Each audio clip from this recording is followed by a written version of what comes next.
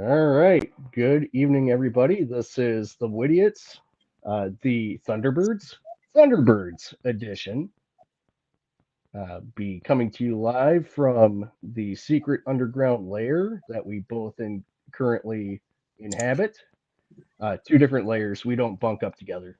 We're not weird like that. So that guy over there doing gang signs or something is MCKD. Oh, he's Oh, dabbing. I am He's dabbing. dabbing. I am dabbing. So am I supposed to just say the word of the year right now? Six, Oh. 7. Oh no! Oh, I just found out fucking yesterday about that bullshit. Oh god. Oh. Yeah. No comment on this. Although I do appreciate all this lingo and stuff, but man, it can't you just say it? You know, Yeah. Oh, hey, your mom's here. Mom's here. She ain't got no bats in her belfry, thank God. Um, oh my God, what do we? Okay, so we shit. Now, folks, we're going on a whim here. Me and Corey ain't talked about nothing except football before the show, so we don't know what the hell's going on. But I assume we're going to do shout outs. Yeah, we are. All right. Hey, shout out to those that make you smile. And let's see here. Okay, so rumor has it certain people are watching on their TV now instead of their phone. So Yeah. big time. I mean, I'm on like a 42-inch screen now at certain individuals' residences. Shout out to those that make you smile. Shout out to my mom. Shout out to my Candle crew, my goddaughter. I don't even know if they watch it, to be honest. I have no idea. I don't fucking know. Shout out to all those here with us. I don't know who it is. Beth's here creating a stir, creating a ruckus. And shout out to those like me who are out here trying to fucking see some deer. Been up and down this season, Corey. Up and down. But yeah, good times coming here. And of course, shout out to all you Packer fans right now who are crying. And shout out to my Patriot fans who are sitting atop the AFC. I know. I get it. I'm fully well aware we have not played anyone worth a fuck. But guess what? We're winning the games that we should. Take it over, Corey. Kind of feel like those old Legion of Doom promos where Hawk says a bunch of shit and then goes, say something stupid, Paul. What a rush. Yeah, so shout out to anybody and everybody that may be watching this that was at OBI this weekend. Very busy weekend, loaded tours all the way throughout. We even had some overflow tours, so I was doing some special run throughs at 9 o'clock for people, which is outstanding. Shout out to Kevin's mom. I got to explore her attic today to see if there's anything up there. There is not. And you know what? A whole lot of shouting out for a whole lot of people here. I'm just very bad at compartmentalizing all of it right now. So yeah, shout out to everyone here and welcome to the shit show. Speaking of shit shows, let's take a look at our Week 8 NFL picks. Wait, hey, Liz is here. Where's Liz? Where is she? Is she yelling at us through Facebook? Where is she? Oh, there she is. Hello, Liz. Yeah, well, you know what? Extra shout out here for Liz because her and her man just moved into a new apartment somewhere deeper into the wilds of northern Minnesota. So I don't know. She might be this close to seeing a moose in the wild. I'm hoping. Or Bigfoot. Like, pay attention. You know, either one. Yeah, and yeah, shout out to Beth. Let's just say shout out to Beth. Okay. Shouting out yourself, Beth? Oh, boy. I mean, I would say I'm pretty surprised, but I am not. Okay. Hey, Clearbrook, Minnesota, population of 464. That's pretty much like Kendall. Yeah, that's Bigfoot country. Yeah, you bet. You bet. Absolutely. So our NFL picks, Corey, I can't. Let's look back to week 8 first. Oh, fucking A. Oh, God. Hang on. Oh, here they are. Oh, got them. Okay. Week 8. Let me get the schedule up. Boom. Schedule. No, I didn't want to do that. Okay, yep. Week 8. Boom. There it is. No, I don't want week 9, motherfucker. All right. Oh, boy. All right. Oh, I picked the Falcons, and they got slaughtered by the Dolphins. Whoops. Yes, they did. Yeah, that was. Whoops. Yeah, the first time all year Tua showed up, and then he promptly disappeared this last week. Yeah, well, he sucks ass anyway. Oh, yeah, God. I missed that one as well.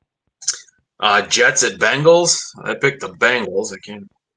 Yeah, so did I, and then the Jets picked up their first win of the season. Right, yeah, Zach Taylor. I mean, can we please get someone, Joe Burrow, someone who fucking knows what they're doing? Taylor's gone. He has to be. They're fucking dog shit, unfortunately. The Pats, Cleveland. Yeah, we both got that one. Yes. Pats over the Browns. Yep. Oh, let's see here. Oh, yeah, Eagles over the Giants. Yep. Yep, had to do it. Got that one right. The Bills boat race the Carolina Panthers. Yeah. Ooh. I got that one right. I did not get the Bears right over the. Yeah, me neither. Yeah. Jesus Christ. And Houston beat the Niners, which I had picked that one as the Niners winning. Jesus. Yeah, me too. Holy fuck. This is a bad. I don't even remember these games. Tampa Bay at New Orleans. Oh, thank Christ they fucking won that one. Holy shit. Yep, I got that one too. Broncos. Well, yeah, this was like a comeback game, right? Oh, no, they slaughtered the Cowgirls because the Cowgirls suck ass. Yep, Denver just went crazy in that one. I had the Broncos in that one. And Indy beat Tennessee, which was an easy pick because Tennessee is god-awful. Yep. I took Green Bay over Pittsburgh. Yeah, you got me on that one. And the Commanders didn't do shit at KC. Fuck them. But they lost today. Fuck the Chiefs. Yeah, so overall, week 8, I went 8-4. Yeah, I was 6 and whatever the fuck it is here. 1, 2, 6-6. Yeah. It was 12 games. That was fucking brutal.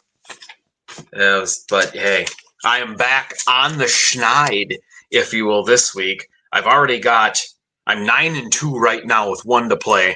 Corey is behind me. Yes. Yep, currently sitting at 7-4 because Green Bay all of a sudden decided they didn't know how to football, and Indy did not beat Pittsburgh. Otherwise, I'd have probably been right on top of it. Yeah, I picked Indy too there. I think. And neither one of us picked Detroit to lose today, so that's kind of a wash for us. Yeah. Oh God. But we'll do the full recap next Friday for that. So Beth's over here sprouting it up here. Hi, Mama Deal. Oh boy, my mom's like a local celebrity now. And Dana, if you are watching, well, she's watching from like a 42-inch TV. Okay, Beth, like, you know. I mean, how good do I look in a 42-inch TV? That's all I got to say. Questionable. That's all I got to say. Why so aggressive? I am aggressive towards a few sports things in life. One's the Kansas City Chiefs. Fuck them. The Packers. I'm not a fan. Have at it. I know everyone else is. I don't care. But fuck the Chiefs. I think we can all agree on fuck the Chiefs. A lot of people can. Cowboys suck. Who else sucks? A lot of teams suck, and I feel bad for them. That's just how it is. But anyway, deeply deeply hate the Chiefs. I mean, the Chiefs losing and out of our lives come January, February is the equivalent of Duke losing in the tournament. Coming from an avid It's the target. equivalent of the Yankees getting beat in the wild card round.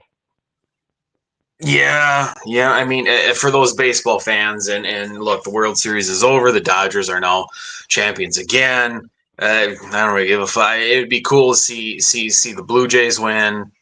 Vlad Jr., Don Mattingly as the manager. Come on now. But look, like Ohtani's like GOAT tier, and he's not even done. Look at the numbers. Yeah, dude is absolutely inhuman at this point. Yeah, it's spooky. Anyway, Corey, what do we got to talk about today?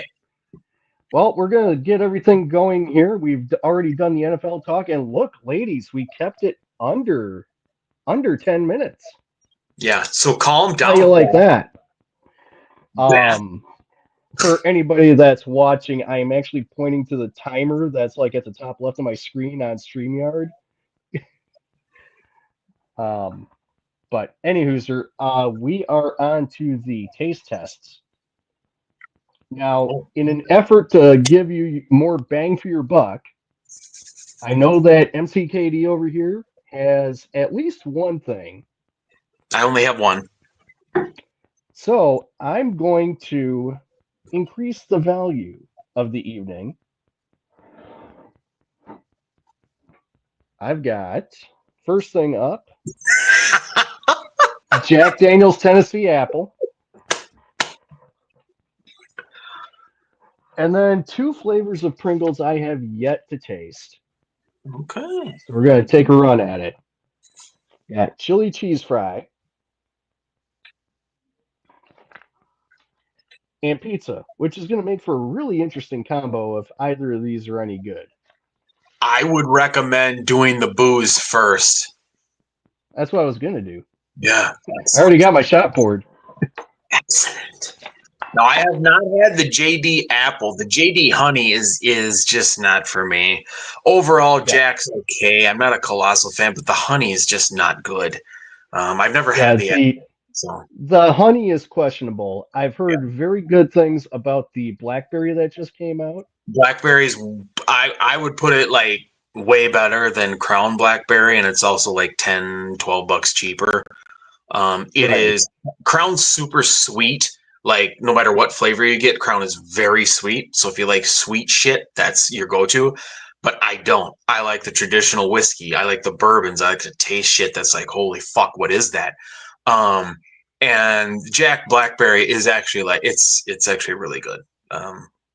Yeah, and stuff. I also have a on again, off again love affair with the Winter Jack. So yeah, the apple spiced. Yeah. Yep, very good this time of year. It's almost hot toddy season, so that's going to be one of the combos that I'll be making in the future. Yeah, the only without. Yeah, I was going to say the only tricky thing with the Jack's apple spiced, it's only like 15% liquor. So if you're thinking getting the same thing in terms of like Jack or honey or apple or blackberry, there's more liquor in all the other ones. That one, they turned it way down. Yeah, I mean, it makes for much better hot mixed drinks. Oh, yeah. Like, by far. So, without further ado, we have us a shot. Notice it's more than a thumb. Well, my thumbs are kind of tiny, so whatever. But, divulge.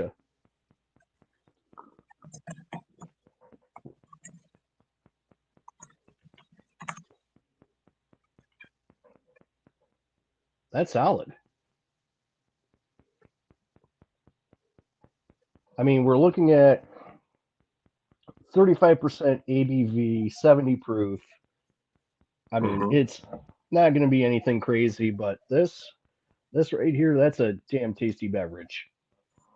Yeah, and it's probably the same equivalent to like Crown Apple.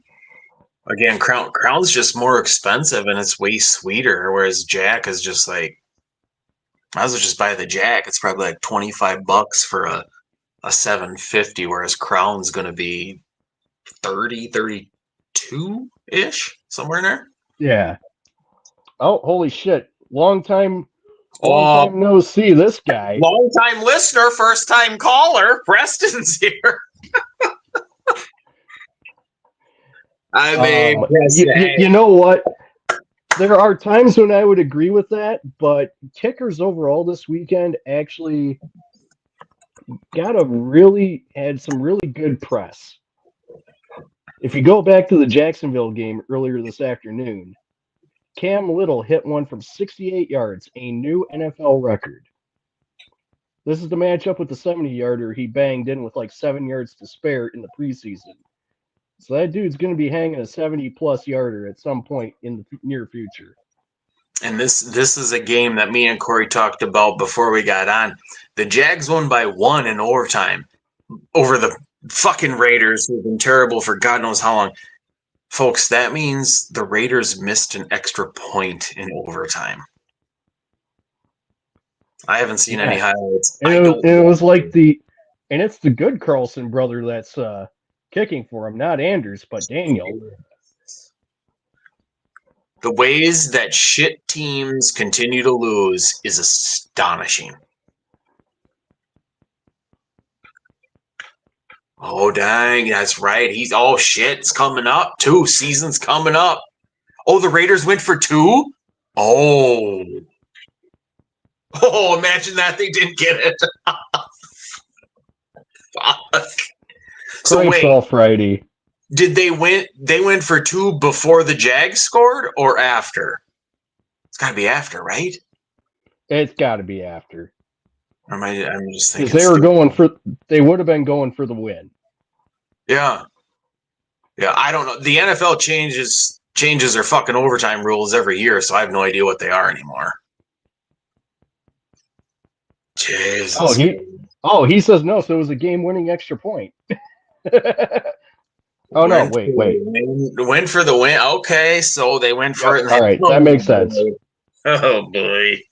But again, these dog shit franchises, man, Preston knows sports, man. Corey knows sports. They just keep fucking finding ways to fuck themselves. Yeah. They can't get out of it. It's astonishing. And I want the Raiders to succeed because my boy Tom Brady, but dude, they are terrible. They're terrible. They're terrible. Oh man, what do we got next, Corey? What are we doing? Oh, is it my turn? Yeah, it's your turn, dude. 16 seconds. Yeah, didn't want to be. Yeah, we can't be tying in the NFL anymore. That's silly. That's silly. Yeah, that's like kissing your sister. Yeah, that ain't. But hey, okay, so folks, now if you remember, this was last week. You had these, right, Corey? Last week. You got it. Corey had the Lay's loaded nachos. So I was at Woodman's with certain people who may be watching. And yeah, we already blew her cover, dude. Yeah, she's on 42 on the screen. She's like, "Oh my god, this guy is awesome." So I got him because I was like, I got to see what Corey's all about. Corey, now you rated these a 10 out of 10, correct? Yes, sir. Yeah. Now, I'm not a colossal nacho guy, but I appreciate a good nacho. Get them fucking olives out of my face, though. Okay, rule 1, out. So this is all I got this week. I got loaded nachos, wavy Lays, so I'm excited because they're wavy. You know my rules. Ridges, wavies, gotta do it. I feel good about these. These look good. Ooh. Boy, they do have a nacho smell, don't they? Yes, sir. They smell, okay. All right, let's see what we got here. Oh, no, I need a bigger piece. Oh, look at the size of these. Here we go.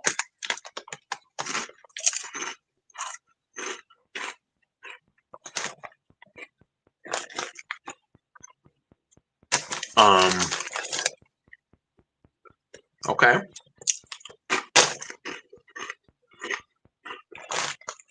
You know what? Now, again, I don't go gaga for nachos, but I like them. I'm going to give these an 8 out of 10, but they taste exactly like fucking nachos. These are spot on what any nacho platter you could ever dream of having tastes like. These are amazing. They're exactly what they say they are. Those are good. 8 out of 10. And if you give me a minute to eat half the bag, I might go 9. I don't know. Well, don't worry. You'll be digging in for more the rest of the show. I assure you. Anybody who's watching or is going to watch this video, go out and get these. Yeah, definitely. That's a full-on double recommendation by us. Damn. Okay, so first out of the gates, I'm going to do the chili cheese fry Pringle here. You already kind of know what you're getting when you get these Pringles. They're all the same size, shape. Smells good. You do smell a little bit of chili. I'm not really catching much of a whiff of cheese, but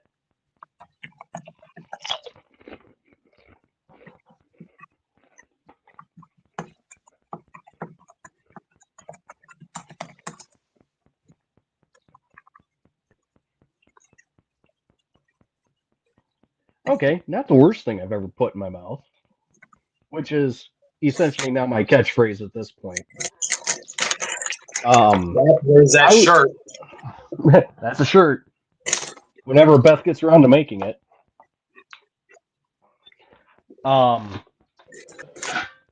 Yeah, I would say that's probably not the best thing. Not the best thing I've had, clearly, because loaded nachos kind of ran away with the prize here. But I'd be very happy, confident with putting those at a 7. Okay. And I'm going to try the pizza ones next, but first I got to wash it down with a little bit of Jack and Coke. You've never had the pizza Pringles? No, I was surprised myself, but I was looking at it. I'm like, I haven't had those.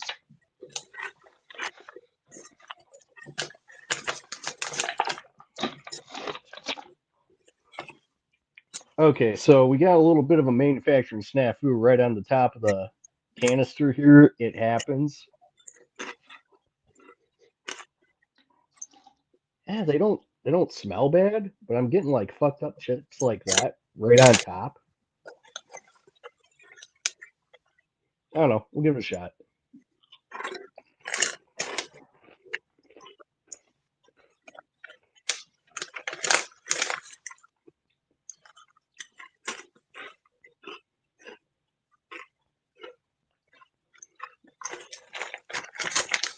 Yeah, I mean, for a pizza flavored anything, it's okay.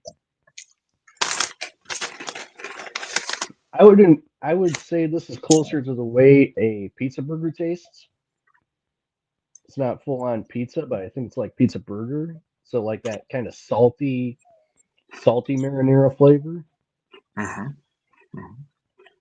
I would say, maybe 6.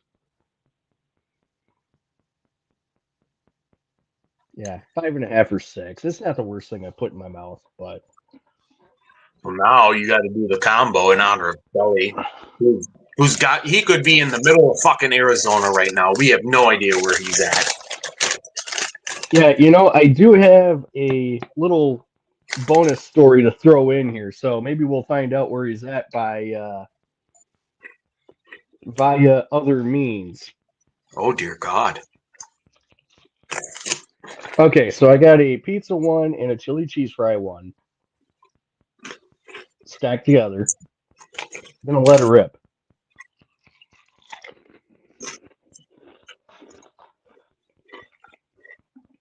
Man, those are good. Son of a bitch. I'm bumping mine up to a 9 out of 10. Attaboy. Fucking A. Let's see, I had the one rated at a 7 and the other one at a 6. I would say the combo's probably right in that 7 range. I feel pretty confident with that. 7. 7 for a combo. Okay. All right. All right. Wash it down with some Jack. Apple. Yes, sir. Speaking of.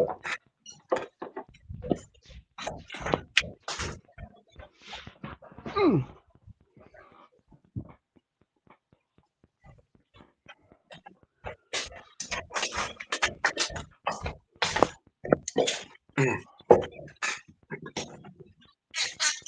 Oh, come on. Don't tell me there's no internet, you piece of shit. There definitely is internet. I am sitting in the internet. Okay. So before we get on to some of our other beloved segments, I was scrolling this evening trying to find some information for tonight's show, and I came across a story on the old Book of Faces, and now I got to go look for it. There you go. There you go.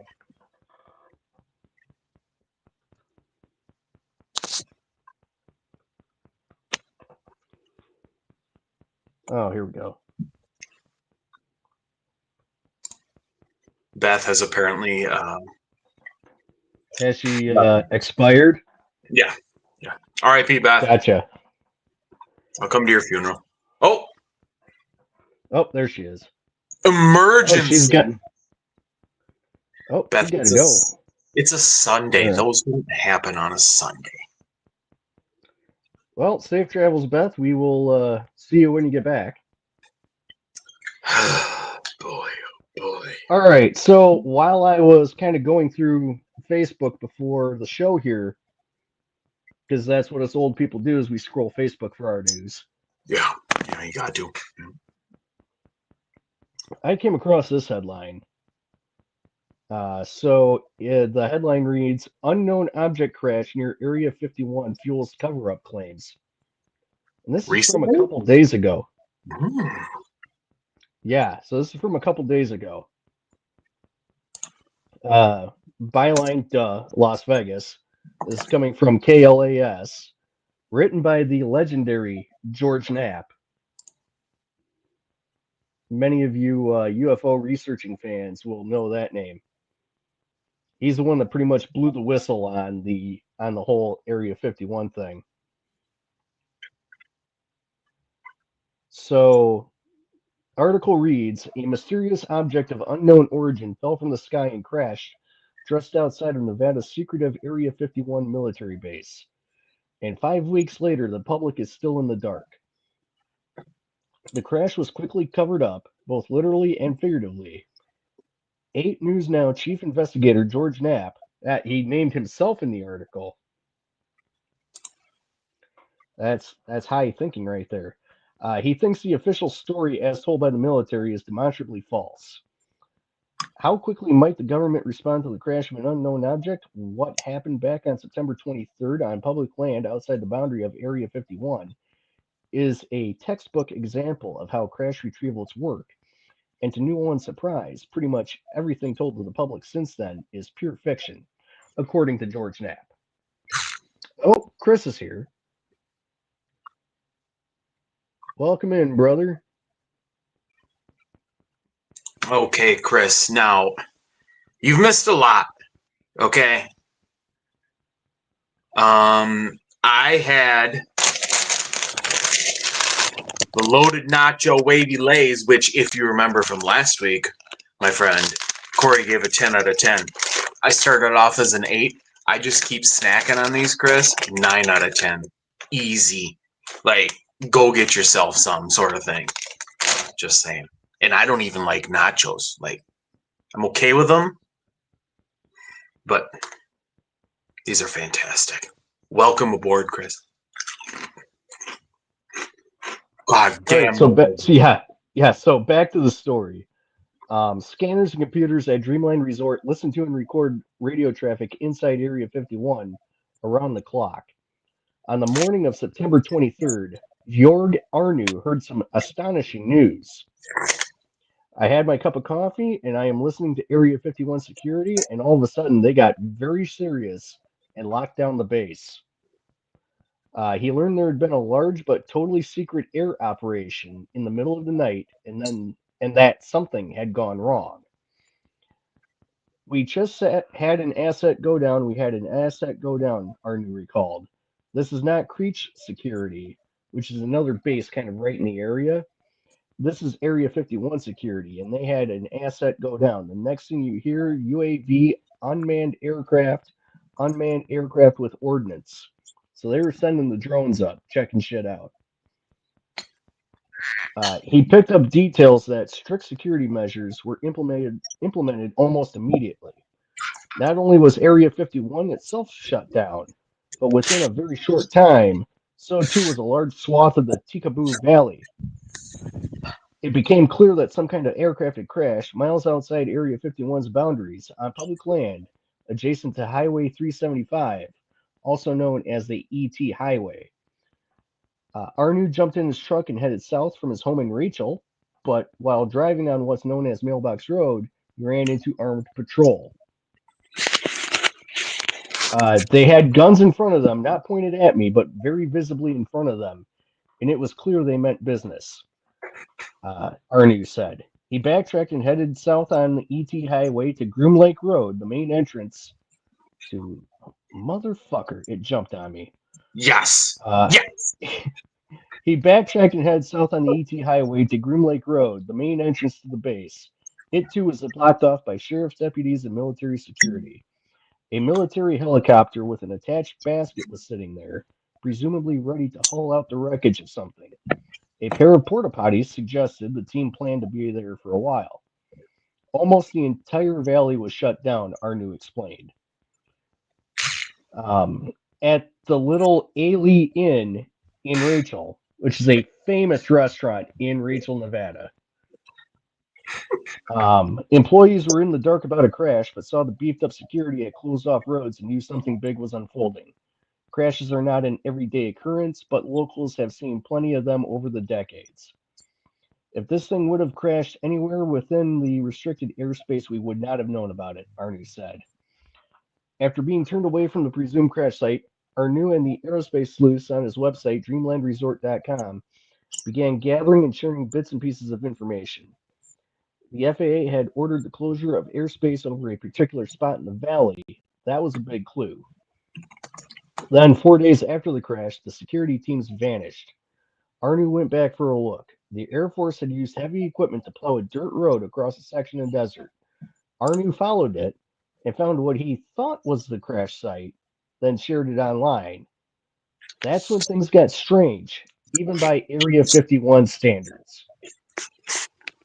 A second wave of cleanup crews descended on the site, presumably to pick up any remaining debris, but they also used graders to cover the entire area with a thick layer of dirt, making this literally a cover-up.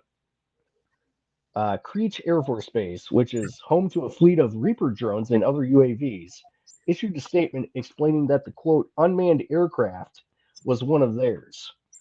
The same statement claims someone had been tampering with the crash site and had scattered assorted pieces from other craft, along with an inert training bomb. The Air Force said the FBI was investigating this alleged tampering at the site. Arnu was amused, but not convinced. The only thing they could get that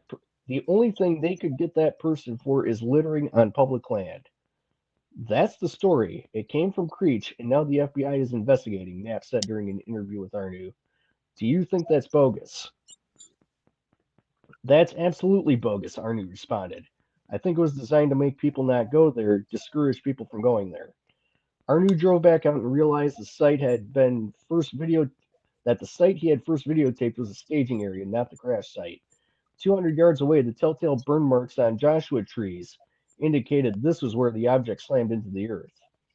Both he and another aerospace explorer found pieces of who knows what, debris that came from something other than a drone, seemingly planted to confuse anyone who came looking, but they also found pieces under the dirt that are likely the real thing. Arnu, who was at the site of a genuine Reaper crash years earlier, said this is no way the Air Force, or said there's no way the Air Force could ever recover every piece of a crashed aircraft. So they added some dirt and sprinkled in some misdirection instead. If I was them, I would probably do just that. Is there a good guess about what crashed? On the Dreamland Resort website, members, including former military and retired defense contractors, chimed in. The leading theory is that the drone was one of the latest generation of AI-controlled aircraft that accompany advanced fighter planes and can act independently to get the job done.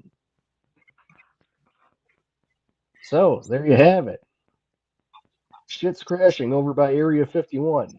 Don't go there. Don't do it, Corey. Don't do it.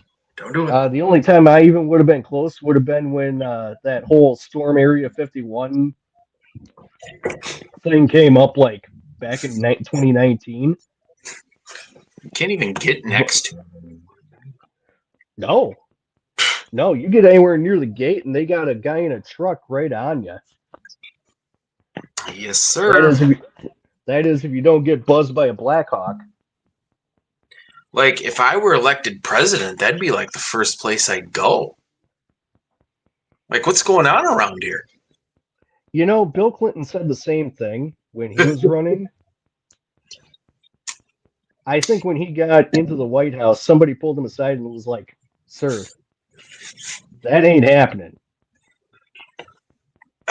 And I think every president since the 40s has gotten that speech. That's weird, though. That's weird.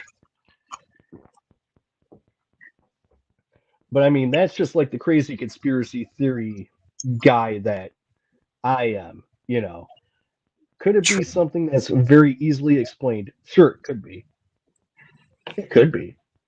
But what is it that our guys are working on now? I don't know, but from things that I've heard, anything that we could be working on is like 7 or 8 steps ahead of other major military powers.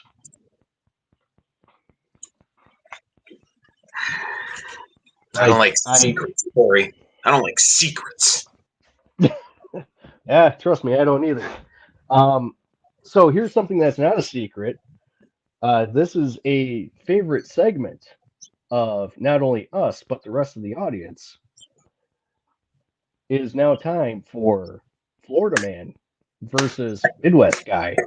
Here we go. Here we go. I'm ready. All right, so I am definitely not making it easy on you this week.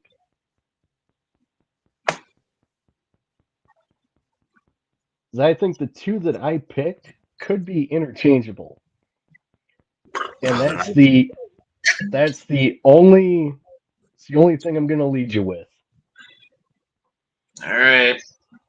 All right. So, first headline.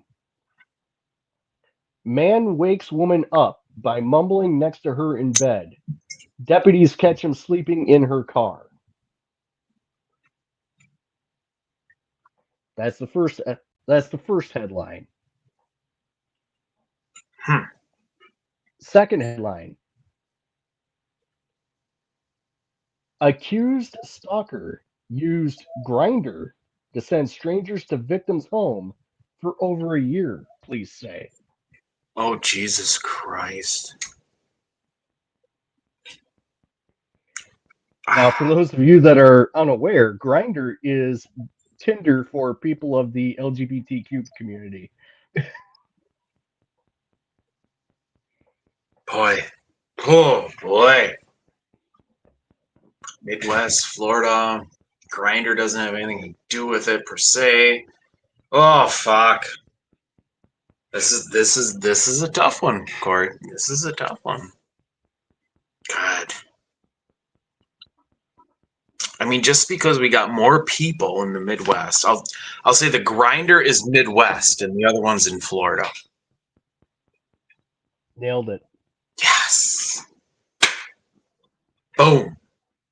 Now, to drill down a little further, which Midwest state do you think the Grindr thing happened in? Oh, Jesus Christ. Read that one again. Read that one again. Okay, so full disclosure, this is the actual full headline. It does not give away the state whatsoever. Accused stalker used grinder to send strangers to victim's home for over a year, police say. You know, it's got to be something in the fib land. I'll say Illinois.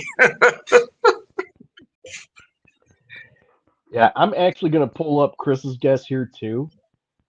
Um, he says grinder sounds like a Milwaukee thing. And Chris is actually a little bit closer than you are. Well, This he's happened in in Appleton. Milwaukee. I'm in Illinois. It happened in Appleton. Oh, Jesus Christ. Yeah, so we will read this story first because this is fucking bizarre. A Wisconsin man a Wisconsin man was arrested Tuesday for stalking after police said he used grinder to send strangers to a victim's home as a form of harassment. Matthew J. Hipschman is accused of what police called a year-long pattern of disturbing and intrusive behavior. Police said Hipschman used the dating app Grindr to arrange meetings between unknown men and the victim. Hipschman would pose as the victim, according to police, then direct the men to the victim's home and instruct them to enter the residence upon arrival. Oh, my God. Over the course of more than a year, numerous men arrived at the victim's home under these false pretenses. Police said the harassment created a constant sense of fear and distress from the victim and their household. Now, we are not here to victim shame. This is very terrible what happened to them. But this is so out of pocket by the guy doing this. The suspect reportedly positioned himself nearby to watch the men arrive, and police said that ultimately led to his arrest. Dude got caught in the fucking bushes. I mean, you want to talk about dumb crimes and stupid criminals? This guy is like right at the top of the list. Mm-hmm. Hipschman was taken to the Outagamie County Jail for one count of stalking. He appeared in court on Wednesday, where a judge set. Okay, going to play a little game here. We're going to do it Price is Right rules, closest to the dollar amount without going over. And with you having your previous experience in law enforcement, I expect you to be at least relatively close. What was the bond set at? Oh, fuck. In this state, Jesus Christ. Well, Appleton. Yeah. How many charges were there? Do you know? Felony, misdemeanor, et cetera, et cetera.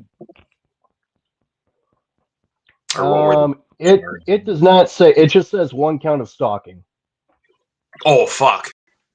Signature bond, $1,000 if it's just that.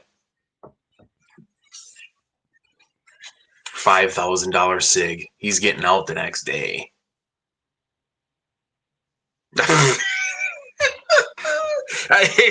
There's got to be more charges than at that rate. $10,000. Sig or cash? Just says bond. Nah, it's probably fucking signature bond. Yeah. The judge also ordered Hipschman to stay away from the victim and dating apps, including Grindr. The preliminary hearing is scheduled for November 7th in Outagamie County Court. Appleton Police Department says it takes all reports of stalking and harassment seriously, and anyone with information related to this case can contact the Appleton Police, and their number is easily found online. Oh, yeah. I mean, one count, yeah, 10,000. I doubt. It's just weird. It's just that screams felony. Well, yes, I'm pretty sure stalking is, yeah. But if that's it, like one count, that's a signature bond easily. Yeah, I'm assuming that when they just say bond, it's a signature bond, but I'm not like a legal reporter, so. Hang 'em high. And then for our Florida story. Great movie. Again, I'm going to remind you, Florida man wakes woman up by mumbling next to her in bed. Deputies catch him sleeping in her car. Jesus. Oh, big shock here. It's in the Florida how Panhandle. mumbling next to her? He woke her up. Oh, Jesus Christ. But then, okay, so he wakes her up. She apparently, allegedly, probably calls the cops, and then he's just sleeping in her car. Yeah, we're actually gonna get there. Okay. Deputies in the Florida Panhandle say a man's bizarre journey through a stranger's home, then to her car, ended with him catching a ride to jail.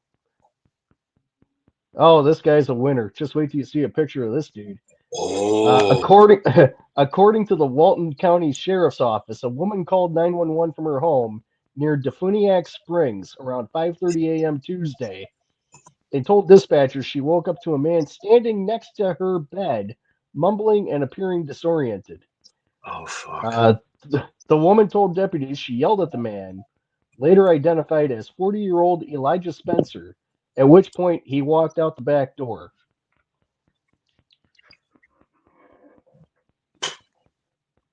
I'm trying to bring I up mean, that's a specimen of a human being right there. Oh, Jesus. Jesus. Kind of looks like the long lost twin of Aleister Black from the WWE. Oh, God. Yeah, that's a different story for a different day. Good God. Deputies say the homeowner later found that Spencer had left articles of his clothing in her home, and some prepackaged snacks had been eaten. She then went outside to check her vehicle and found him asleep in the back seat. Investigators say they pulled Spencer out of the car after he refused to get out on his own. So he faces the following charges: burglary of an occupied dwelling, burglary of an unoccupied conveyance, criminal mischief, and resisting an officer without violence. Boy. Winning at the game of life, I believe, is what that's called. Yeah, 100%. Jeez. Oh, shit. Oh, Man. Oof. Oh, good God.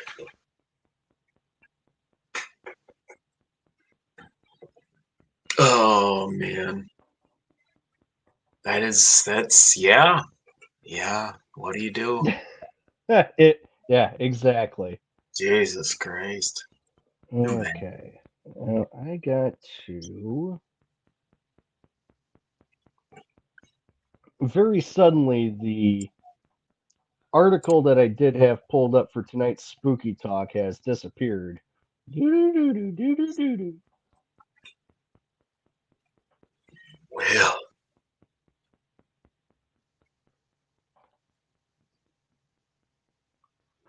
Bingo. Here we go. Okay. So before we get into the spooky talk segment, we did have, as I mentioned at the top of the show, we did have a very successful Halloween weekend at OBI, the old Baraboo Inn for the uninitiated. A lot of people having a lot of good drinks, having a good time. Big time tours being led through there by yours truly and others. Shout out to Kalina and Shelly and everybody else that's there. Um, Especially shout out to Kalina. She's going in for a surgery this week. Currently trying to fight her way out of breast cancer. So good luck to Kalina on that. Um, but yeah, we definitely had some very intense activity this weekend. REM pods going off all over the place. Different people coming through the spirit box. A lot of stuff going on. Not a very heavy feeling, but there was definitely some, at least bits and pieces of activity throughout the establishment. So upstairs, main floor, basement, which I went into yesterday about 4 different times. So that was a pretty good weekend. There's going to be another tour and plus an investigation coming up on November 22nd. It's a YouTuber slash vlogger called AJ True Crime. He'll be up at OBI on the 22nd, along with Tony, who is a guy that leads the haunted gangster tours in Chicago. So they will be coming up on November 22nd to do a little bit of a investigation, see if we can maybe talk to the spirit of one Mr. Capone.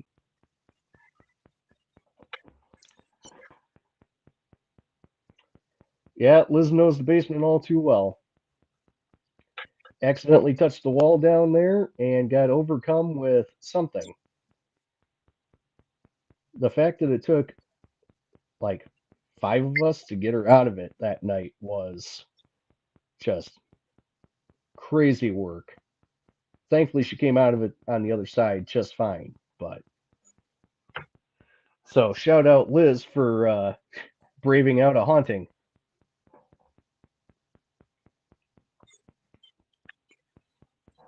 And this week's spooky talk takes us to Devil's Lake. So we're staying in Baraboo.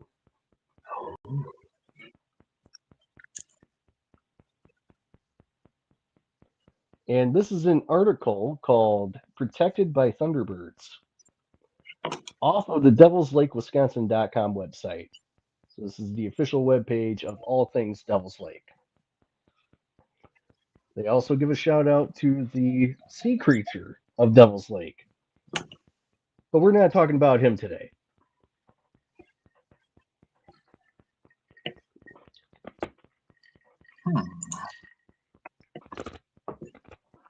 Of course, I'm not exactly of the mind to believe that anything larger than a fish could fit in Devil's Lake. They got some wicked trout out there, Corey. Well, yeah, anything bigger than a trout, I would absolutely not believe lives in there. And I'm a sea monster fan.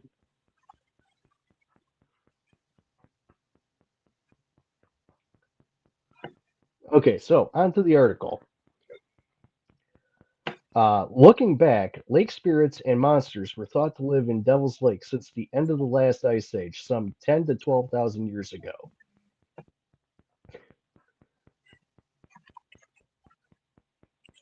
Oh, Liz, you did just fine. No worries.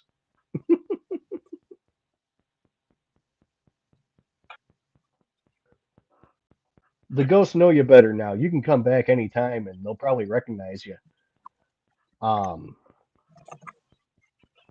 In the 1800s, Corey died. He just fucking cut out. What happened? Oh fuck. Well, hey folks, he did. He did. I can't. He's black on my screen. He's black on the YouTube screen. Can you guys hear him? Anybody in chat? Or Dana, if you're watching, let me know if you can hear him. Because he did, according to my stuff. Oh, he's back.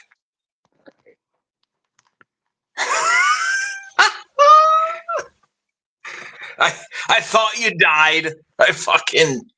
He did. Yeah, hang on. It's the headphones, Corey. No, it was absolutely not that. He's dead now again. He's Corey. Hang on. Jesus Christ. People should know better than to call me when I'm recording. Oh, fuck. Who in the fuck's calling you, man? It's too late for that bullshit. Oh, man. Yeah, Chris said it right. Stop fucking around, Corey. Man, one phone call fucks up the whole show. Man, we gotta get some new shit. Fuck. Yeah, I think I got. Tell him you'll call him back. Fuck. It's probably fucking Beth doing it on purpose. No, it wasn't her.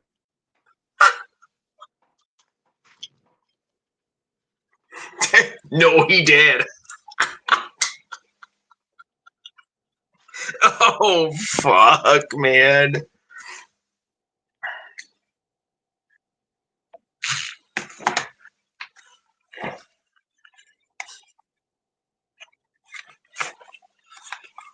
All right, screw the headphones. We're finishing it.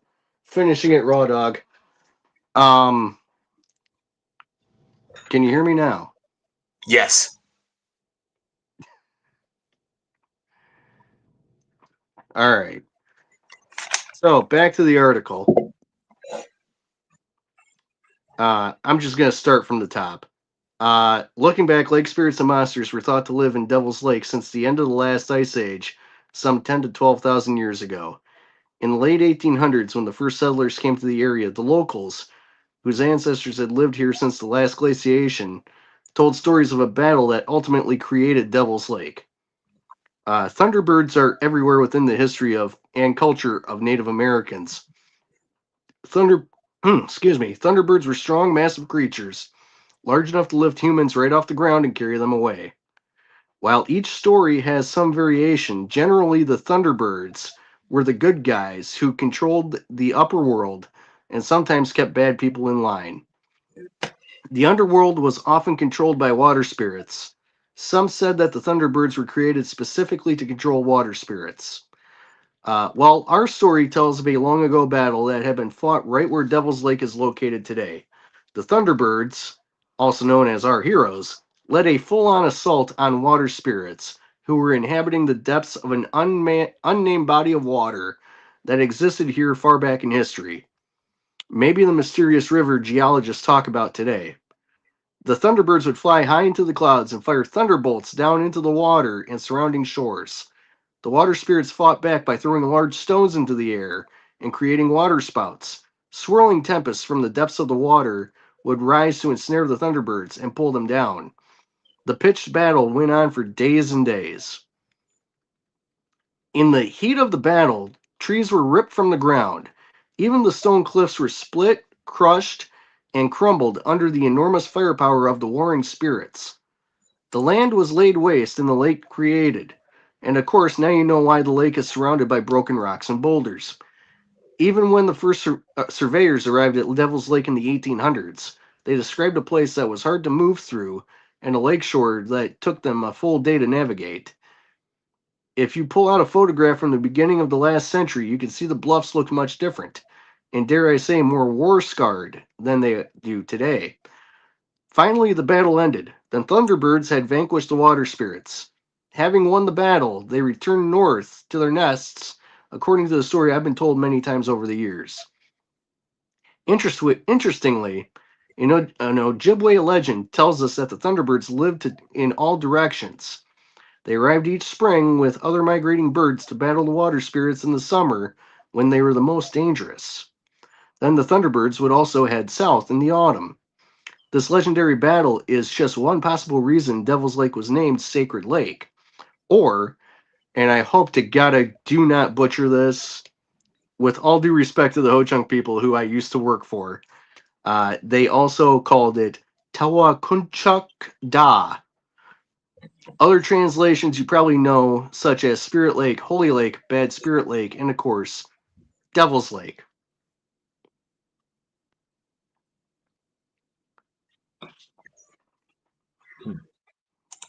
So, Thunderbirds may have had a hand in creating Devil's Lake, among other things.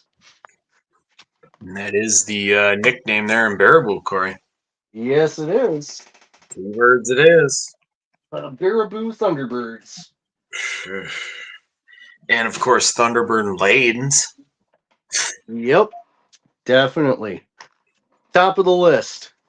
Absolutely. Absolutely. Quality food. Quality food. Chris says he lives 3 miles from Devil's Lake, which is a fantastic spot to be. But does he? I actually wouldn't doubt it. He said he was within walking distance of OBI, so that tracks. And Liz says this was an interesting article.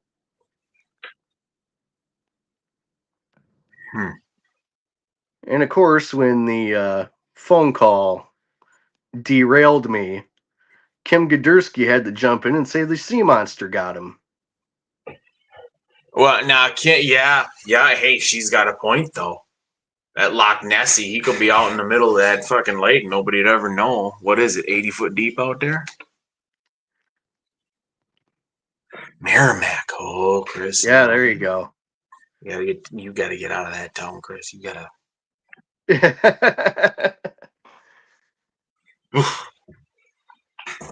How deep is that lake? And is Not that deep.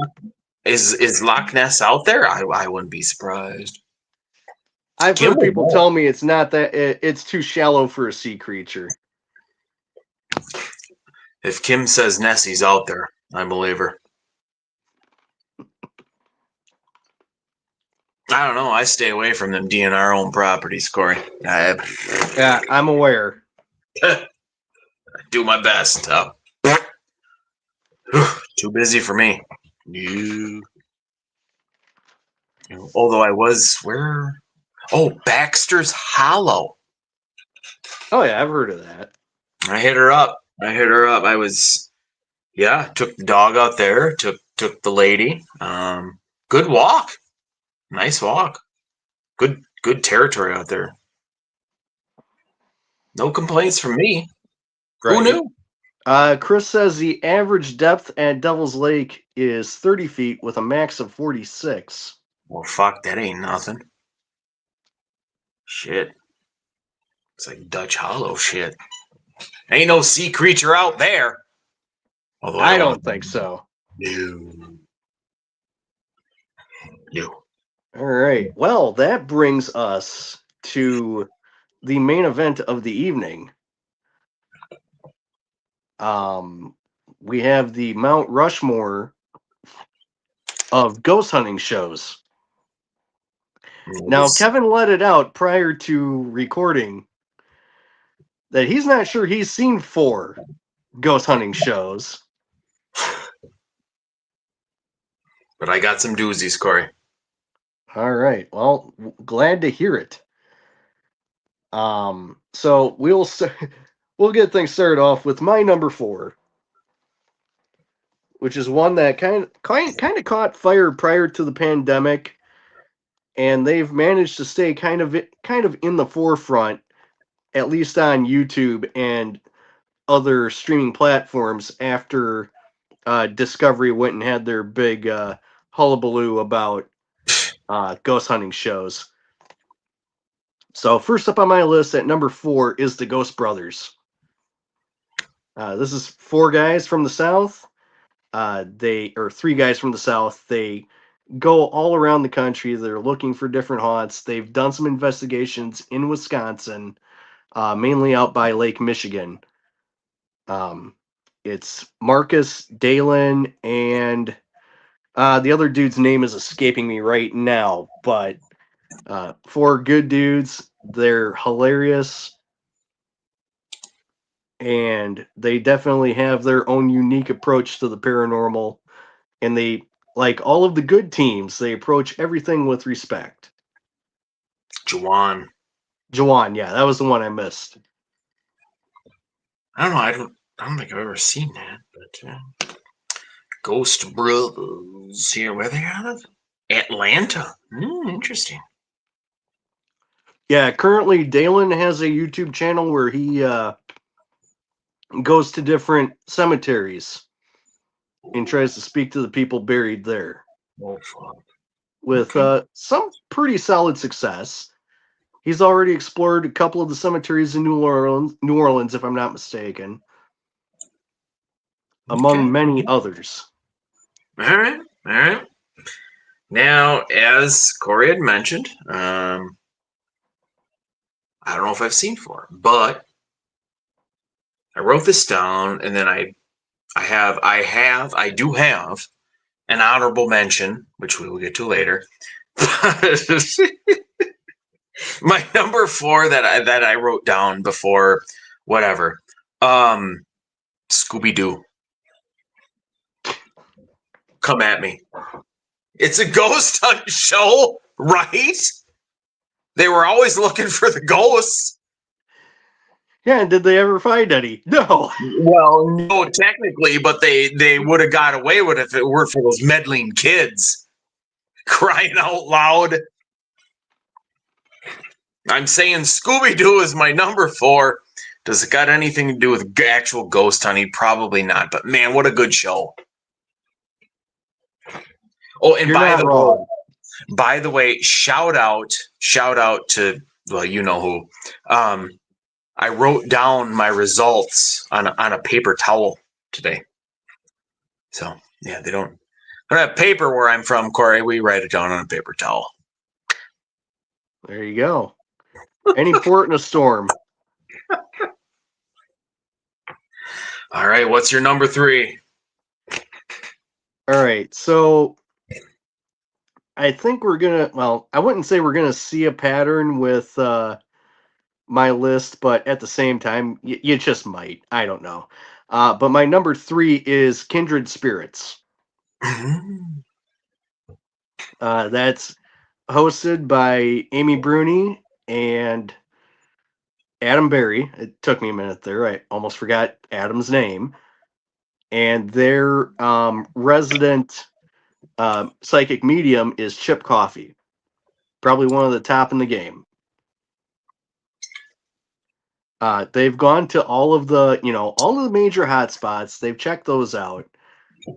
But the big thing that they did that kind of made everything worth it was the calls where they would go to people's homes and try to figure out what was going there. And so it was definitely a lot of like love and light, that kind of shit. But overall, I would say that was a good show. They would usually come up with some pretty good stuff there. Mm-hmm. Mm-hmm. I agree. Will I say them later on in my list? I don't know. Maybe. I don't know. Perchance. My number 3, The Dead Files. Didn't watch a lot of them, but when I could, I did. It's a pretty cool show. Kind of like psychic, and then doing their thing, and then if I recall right, it's like a very like Italian. They're Italian, right? One of them is the guy is, right? Yeah, yes. Steve DeShavi is a former New York City detective. Yeah. And interesting show, brings a little, I guess, theatrical to it all. Yeah, but Steve is very grounded and looking for the facts. Amy Adams is the psychic in this show. She's great. Did I initially give her a lot of shit for her crazy facial expressions? Yes, I did. But overall, she's very solid in terms of psychic ability. Unfortunately, she had to step away from the show a few seasons ago, and Cindy Kaza took over as the main psychic on the show. Interesting. And for a replacement, Cindy is amazing. Yeah. No, I watch it every once in a while when I can. It's a cool show. It's an interesting concept. Again, like all of these ghost hunting shows, there is a fine line between believing and going, okay, what the fuck are you on? But it's interesting. It sure does make you think. So. Oh, that's my number 2 now coming up, right? Am I doing that? That's you. All right. My number 2 is The Holzer Files. Oh. This one was hosted by Dave Schrader, Shane Pittman, and Cindy Kaza. What they did was they went through the actual files of prominent early on paranormal investigator Hans Holzer. and he had meticulously noted every single place that he had been, and they took some of his biggest cases, brought them back to light, and did their own investigations in much the same way that Hans would. And I dare I say they may have come up with some of the most compelling evidence out of any ghost hunting show that I've seen. They legitimately had footage of half of a full body apparition, the lower half. So they were in a building that had kind of a step up door to get to the outside, because it was like kind of a half basement kind of thing. And they happened to have a camera trained on that door for no real reason, really, because they were just investigating normally. And all of a sudden, you could just see two legs walking through by that door. And they immediately went outside and couldn't figure out where that person had been. This was also the start of the hashtag Poor Shane, because every time they would find a small, cramped basement, crawl space, or attic, Shane, being the smallest guy on the team, would get sent in there, because Dave's not a small dude. Very tall man. Yeah, I don't think I've ever seen that show. Heard of it. I don't know if Yeah, I've ever seen you can still find it on Discovery Plus. it. You know, I'm looking at it. It's like last episode of like 2021. Mm-hmm. Yeah. Yeah. All right. Sounds interesting. Oh, hey. Well, my number 2 is your number, I don't even know, 3. Kindred Spirits. Yeah. Yeah, it's a spin-off of Ghost Hunters. Amy Bruni was pretty good at what she did. Adam Berry, same. Then they got them together and they made their own show. I don't think it was anything outside of what you think any ghost hunter show or ghost hunting show would be like. But those two kind of gelled together really well. And I'm Yeah, pretty and sure I think out of all the shows, they probably showed the most compassion for the homeowners that would call them in. yeah. Yeah, and it was cool to watch. It was easy to watch. Is that still active? Is that still or no? No, like literally none of them are active, except for the one that both you and I refuse to put on our list. Yep. And if you want to stick around for slander of a particular individual, just hang on until after we get done with the list. And we're Yeah, going to talk mad shit about this guy. he's a fucking d-bag. Yeah, Kindred Spirits is my number 2, which brings us to your numero uno, Corey. And I have a feeling my number one's going to be the same as your number one. Could Throwing be. it out there. There is discussion to be had about it. I put down the original run of Ghost Hunters. What's your idea of original run?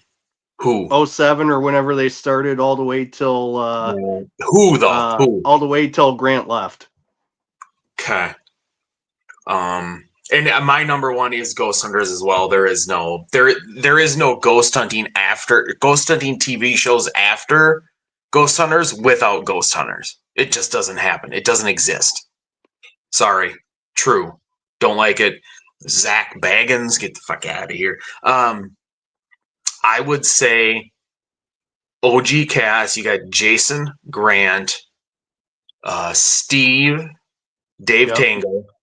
Yep. Dustin Perry. Dustin Perry's going to be in there, and I damn well am going to bring Chris Williams because I got to have something to look at. Fact, folks, fact. Same with Sherry D. Benetti or whatever her name is. We got to have them because TV says we got to have something to look at. And they're good at what they do. They are good at what they do, very much so, yes. There is, well, you'd have to take Adam and Amy from Kindred Spirits. They're in there. After that, that's where they got their start on TV. Yep. Yeah. After that, I don't know if there's much. I mean, Britt Griffith is okay. Yeah, in doses. Yeah, Yeah, they're. I mean, Ghost Hunters International and then Ghost Hunters Academy were both watchable. But overall, I think the ones that I just mentioned, that's it for me. I don't know if I'm missing anybody. Yeah, Steve and Dave were the ones to watch there the entire time because they would just, you know, talk each other into doing stupid shit, or you Yep. could just scare Steve with a frickin' spider. Yeah, and just like because Grant was kind of like even keel, go with and Jason and I, you can read stories about this, that, or the other thing. You can probably imagine there's a couple stories out there that people that don't like the guy. It's pretty obvious to see. It's fairly prominent in kind of like the smaller regional circles that there's a love-hate there. But Yeah. right now, I do have to say for Jay Hawes right now, doing what he's done the last few weeks with trying to support the Conjuring House and making an attempt to purchase it to save it from being taken over by Matt Rife or anybody else. My boy Matt Rife. Yeah, and initially Jay didn't want to do it. He didn't want anything to do with it, but Andrea Perrin, one of the original like residents there from the original case, she came right out, guilt tripped Jay right into it. She's like, I would trust nobody else with this house except for you. So you have to get in the fight. Oh, good old Matt Rife. Gotta love the guy. Yeah, other than that, I mean, in terms of Ghost Hunters, shit. So I'm guessing that's your number one too, right? Yes, sir. I like I said, there's all these other shows on there, all of them, including Ghost Adventures. None of them exist without Ghost Hunters. None of them. Absolutely not a single fucking one. And I have been there. I have been there since the Donna LaCroix and Brian Hornwaugh days of fucking Ghost Hunters, when it was more freaking like almost a reality drama show than ghost hunting, because they brought everybody's bullshit and outside lives into the show and they put it all on TV, and then they realized quickly like we should probably stick to like what this show is about than the personal lives of the people on the show. Thank God.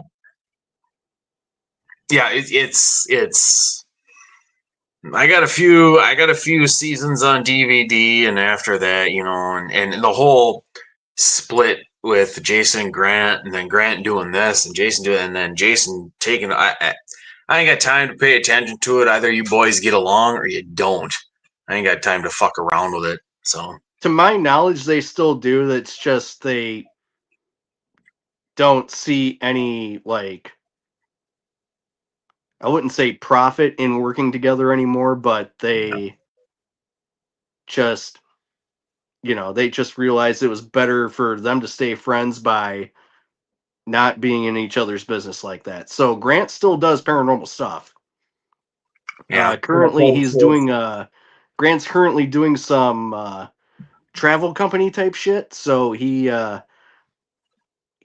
like puts together these packages, and him and his wife will lead these tours in different areas. I know last year they were promoting a tour of Europe where they would just hit a few hot spots, like I think from England to Germany, if I remember right, is what they did last year.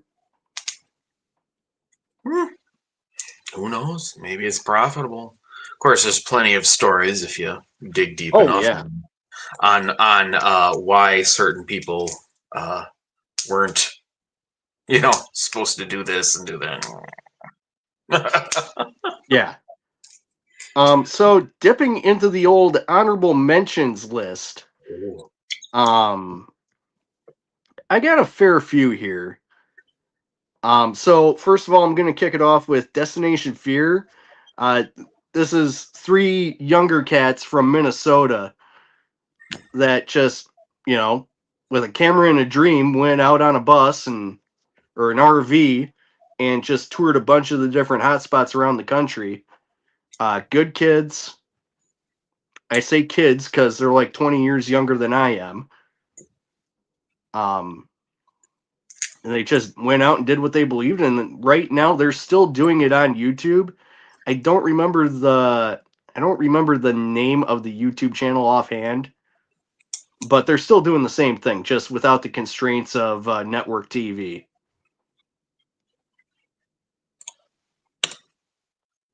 And also on my honorable mention list is Ghost Nation. That's when Jay Hawes, Steve, Dave, and the rest came back to Travel Channel and had their show. They're doing their thing, and then, you know, after a couple seasons, Grant finally said, "You know what? I'll give up the Ghost Hunters name, take it back," because his version of Ghost Hunters on A&E was trash. Yeah, it was weird. I had different people. Project Fear is that Yes, one. that's it. Yep. And you cannot talk exploration or haunted shows or exploring legends or monsters or any of the sort without mentioning Josh Gates. Yes, there it is. My boy. So Destination Truth is absolutely on my honorable mentions list. Easily one of my favorite people on TV. Absolutely. And he's a absolutely good dude from all accounts. Absolutely. I've got Expedition X as the only same thing though. They're all intertwined in terms of my opinion. Yeah. Gates. Yeah, I mean, Gates Expedition X is amazing too. Yeah. Gates is pretty much. I mean, he's GOAT tier for whatever you want, like host of whatever. Very much a like educational and informational sort of television program that he brings, which is really nice nowadays. But like, yeah, interesting stuff that people don't even know about, and you sit down and all of a sudden you're 3 hours into an hour episode, right? Just keep on watch, and it's pretty interesting, some of the stuff he has. I do like it more on the shows where he's more involved versus just like a host, right? Like just kind of talking over it. I like it where he's out there doing shit. But yeah, he had the one where he was up in like, what was it, like Mongolia with the Yeti. Yes. And they got that fucking footprint, and you're like, what the fuck else could it be? Exactly. Like the amount of stuff that he actually finds is insane. Yeah. Or just how close he gets to shit. Yep. And it's not on every episode, but boy, when he does find evidence, you're kind of going, okay, why would he lie about this? Exactly. Because he's so upfront about everything. Yeah. He doesn't seem like the type who's going to just sit there and fucking do it for ratings. He does go out on tour, like to just kind of talk. I think he came to, like, it was either Peoria or Rockford or something last year or this year, earlier this year. Yeah, he does make fairly frequent stops in Wisconsin as well, but typically Milwaukee, Appleton, Green Bay, that kind of area. Yeah. I have yet to make it to one of his shows, but I absolutely do have that on my bucket list of things to get. When I found out about it, I think it was like Rockford or whatever. But like by the time I found out about it, all the fucking tickets were like gone. It was sold out. Yeah. But he still sells out immediately. Oh yeah. He's fucking awesome. For lack of a better term, he's fucking awesome. Yep. Also on my honorable mention list, this was more of a quarterly special, kind of in the vein of Saturday Night's Main Event, like back in the day for WWE. It's something that the Travel Channel called the Shock Docs. And you would get different paranormal teams would be going out and investigating specific cases. And they wouldn't just... It was almost an opportunity to dig deeper. They would do like 2-hour shows, so you would get way more information. And there were different hosts, different teams. Two of the more prominent ones was Flight 401, the one that crashed in the Everglades. And then the reports had come out after that crew members of that flight were showing up on planes where spare parts from that plane were put on. So they did a full-on investigation into that. Dave Schrader was the host for that one. And then another really prominent one that seems to be like a running theme for me these days is Steve Shippey and Cindy Kaza came up to Plainfield and did an investigation on Ed Gein. They had access to the property, to the hardware store, the jail, and the cemetery.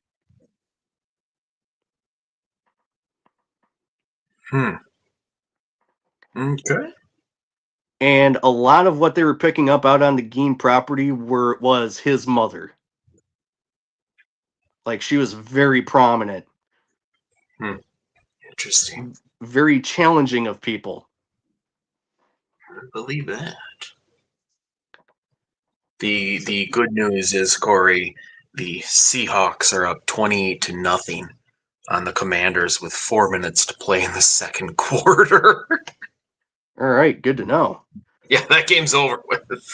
Yeah, I think I only have like 2 players left in fantasy this week. Whoa. One of the running backs for Washington is one of the players. Oh. If he just gets his carries and yards, I don't care. That he could go with no points, but if he gets like 100 yards rushing, I'm happy with it.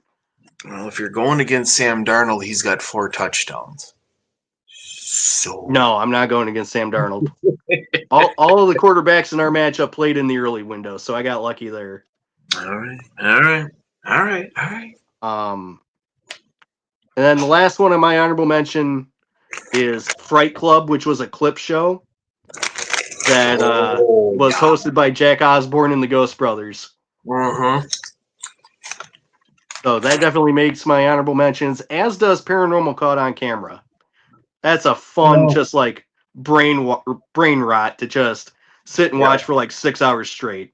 It's great. Yeah. Did you ever watch Osborne's show? Jack Osborne? Yeah. Not bad. Yep. The what was it? The Osbornes Want to Believe? Well, that was a fun show. Yeah. And Jack's pretty solid host himself. I mean, he did what was it? Portals to Hell was his show with Christina Weidman. Yeah. Yep. Man, these chips are good. Told you. Fucking A. Fucking told you, dude. Son of a bitch. Well, now, notwithstanding certain crimes committed against a certain member of the cast of Ghost Adventures, I'm not going to talk shit about Aaron Goodwin. Absolutely not. Nope. To everybody I've ever heard or talked to, anybody that's ever met Aaron Goodwin says that's one of the best dudes on the planet. So Godspeed to Aaron Goodwin. Kind of shitty what Zach did to you by putting the footage of you finding out that your wife was trying to kill you on his show. You ain't surprised by it, though, are you, Corey? No. I mean, Aaron may have given permission, but... Yeah.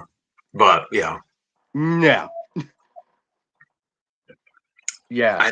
So to me, it is universally accepted that a certain host of that show is a bag of douches. Yeah, and that's not to say that his haunted museum in Vegas probably is probably worth it to go to it. I wouldn't go to it for him. I would go to it for the items. I wouldn't even go for it to give him a dime. I'd prefer not to either, but especially after I heard what he did when the Monsters Ed Gein series came out, where he lifted the glass from the cauldron that he bought from the Gein property. That glass was supposed to keep the spirits in there, but he pulled the glass. It's like, what that? Like, that's the next worst thing you can do outside of letting the Divic box loose. Yeah, he's. I tried Ghost Adventures. for like, half an episode, I'm good. Yeah, that's essentially about as far as I got in the one and only episode I ever watched. As soon as Zach said he was possessed, I was like, no, the fuck you weren't. Every episode's the same thing. He sits there and screams and yells and every place he walks into is fucking haunted beyond belief, according to him. Yeah. And they continue to fucking give this guy a show. Oh my god. Yeah, it says a lot when it's that show and Expedition X that are the only survivors left of Yeah. the Time Warner restructure. Yeah. Like, all of the good shows got yanked from the air. Kindred Spirits got yanked. Ghost Hunters got yanked. Yep, they're on YouTube now, though, right? Jason's more YouTube. Yeah, Jason's running solo on YouTube with one of his friends. I think Amy Bruni got in with some streamer, with some streaming service. I can't remember what that is off the top of my head. Her and Adam Berry aren't together anymore? Or not? They're still working together.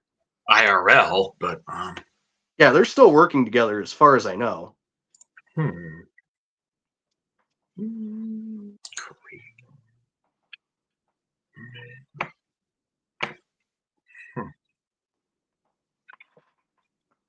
Doesn't say anything on Wikipedia. Nope. Yeah, I think that was something more the case of there's deals being made, but right now she's just focusing on her speaking tours and her events at a few different haunted locations, which include, I think, Mount Washington Hotel. Get out to that Stanley Hotel and stop fucking around.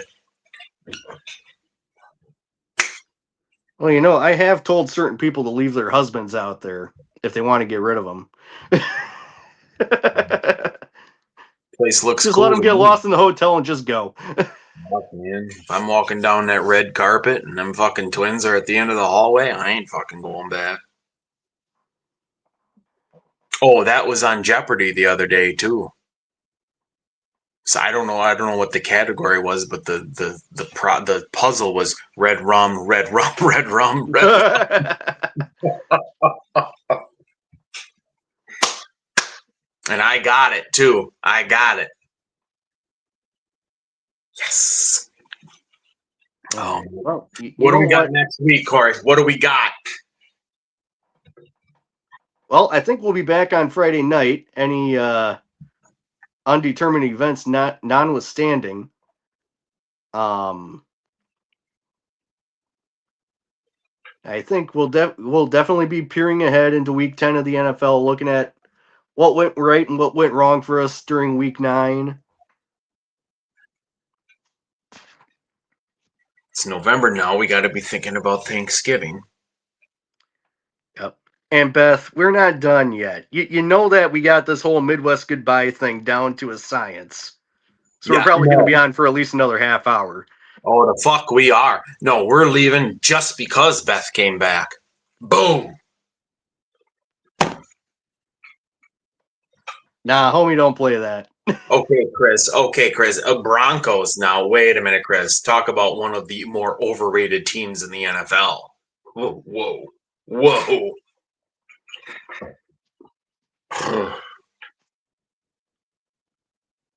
Friendsgiving? Beth, do you understand where Thanksgiving is? It's gun season. I'll be busy. I'll be there. Oh, Jesus. How's your stuffing? Do you make good stuffing, Beth? She don't make gluten-free stuffing, I can tell you that. I only require 2 things in a Thanksgiving dinner. Oh. Stuffing that's worth a shit. And pumpkin pie. That's negotiable. Yeah. Because well, you can buy a big it depends on the availability of mincemeat pie. Well, my hunting schedule is good until December. It's just how it is. Yeah, I'm down for it. Yeah, but who are these friends that are coming with? That's the big question.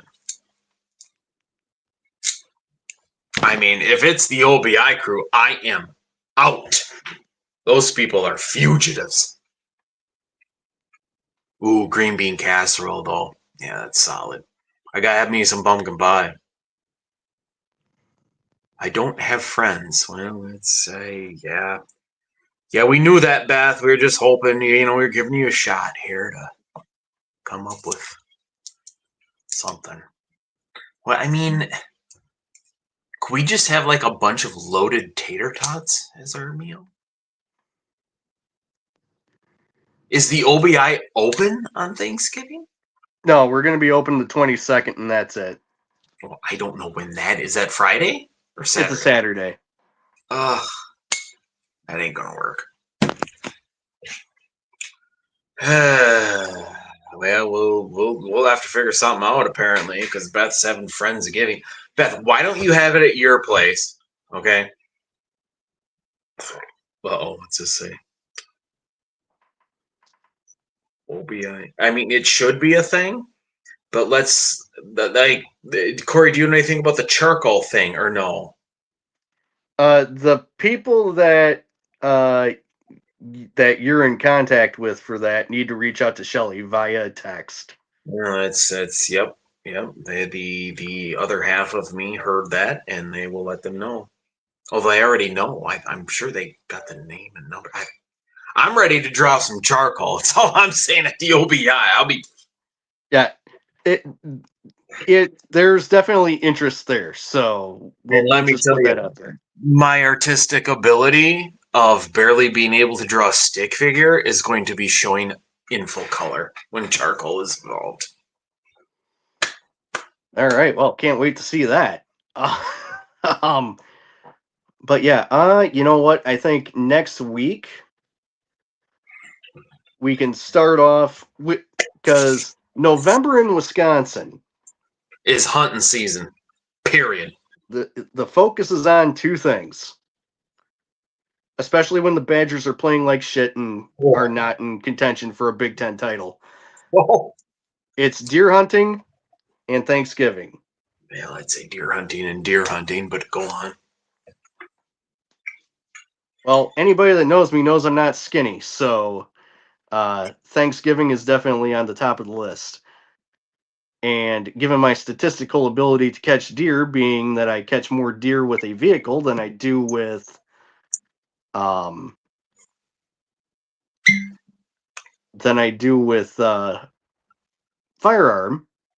I catch more deer via vehicle than firearm. We'll be probably looking at more Thanksgiving type topics, but don't fret, Kevin. I've got a hunting Mount Rushmore. Oh God! Oh God! Of what?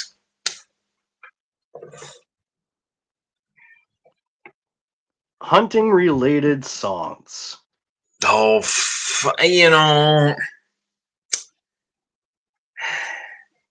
And it doesn't necessarily have to be the ones that are only played once a year ahead of the gun season either. So you can throw in whatever you want, whatever your little heart desires from Sweaty Uncle Teddy. Oh.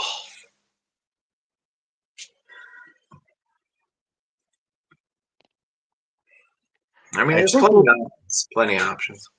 Yeah, we will be looking at that list probably not next week, but the following week. We'll do the Mount Rushmore of deer hunting season type songs. I'll leave it open to that. That way we can kind of, fluctuate around a little bit there. As far as next week, we will start off with a Thanksgiving theme. Next week's Mount Rushmore will be the Mount Rushmore of Thanksgiving desserts.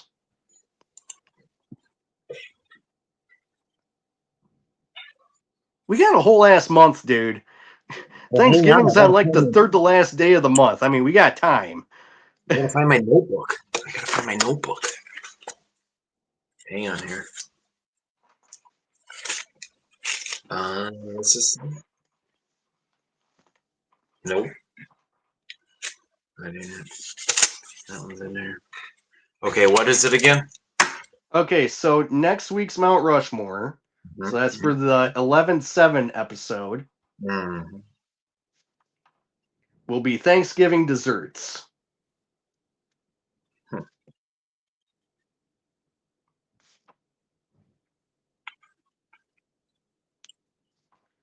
The following week, the 11/14 episode, will be the Mount Rushmore of hunting adjacent songs.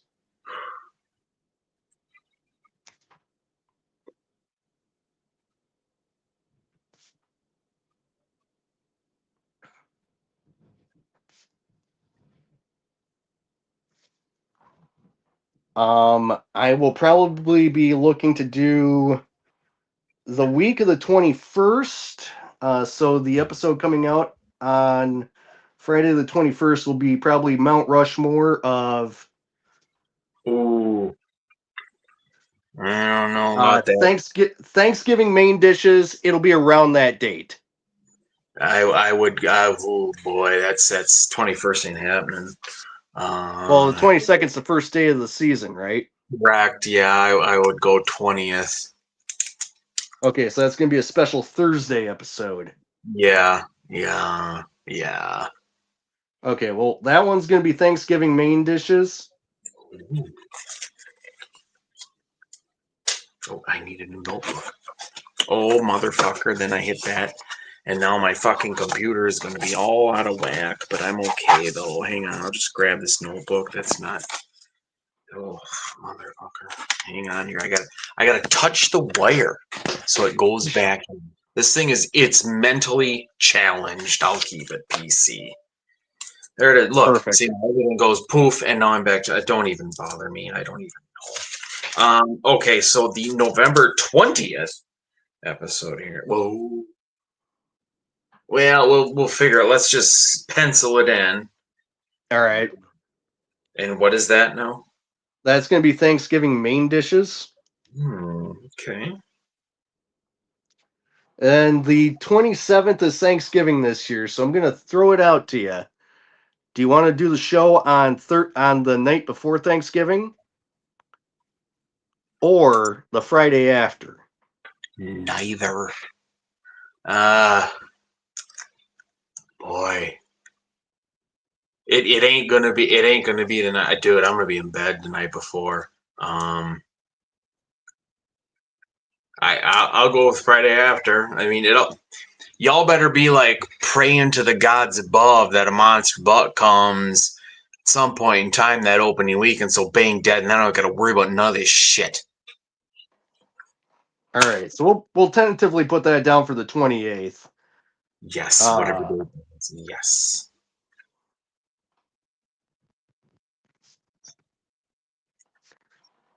And for that one, shit, I think for that one we can go probably Thanksgiving side dishes because there's so many layers to a Thanksgiving dinner. There's a lot of turkey going on there. Yeah. Okay. I'm going to write this down, and then I'm going to close my notebook, and I'm going to ask you when the time comes. As you always do. As I always do. What the fuck are we talking about this week? And then, boom. It's just like that. I've got enough written down in my fancy little notebook, my Blue's Clues notebook, as Beth points out. Red Green, though. Hey, Red Green. Good show. Good show. For sure. That's a Canadian classic there. Absolutely. Just like Trailer Park. Yeah. So, folks, you just heard us put out the schedule for the entire month. You know when the shows are going to be this month now. We're going to be coming to you on the 7th. We're going to be coming to you on the 14th. Presumably the 20th. And then most likely the 28th.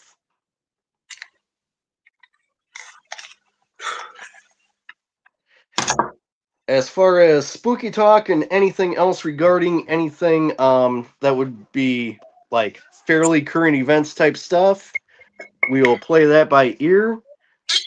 Taste tests may be infrequent, depending on what we got the time for. I know Kevin's not going to have much time for anything.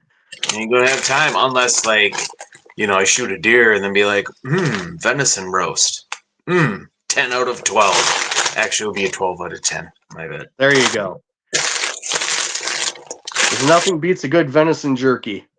Dude, I'm telling you, you put a venison roast, like tenderloin backstrap, put that in a crock pot. Well, not crock pot, but like a Nesco cooker like I do. Put that in for like 3.5 hours. Dice up your vegetables, do whatever the fuck you want, put whatever season. You put that in for another hour and a half. Good to go. Take like a half a stick of butter, slob it on there, dude. Figure it out. You ain't gonna find another. I mean, death row meal. Yeah, I'll take that. And Arby's roast beef. Shout out Arby's. And you know what? I'll give you a bit of a challenge before we get into kind of our last things for the evening. So you've spent a number of Wednesdays before Thanksgiving around me when I've had more than a few alcoholic beverages. So dive deep into your memory. Oh, God. The recesses of your mind. And see if you can come up with a Mount Rushmore of Mr. McCann the night before Thanksgiving. Well, I don't remember going out the night before Thanksgiving though with you. I night before Thanksgiving, I'm in bed.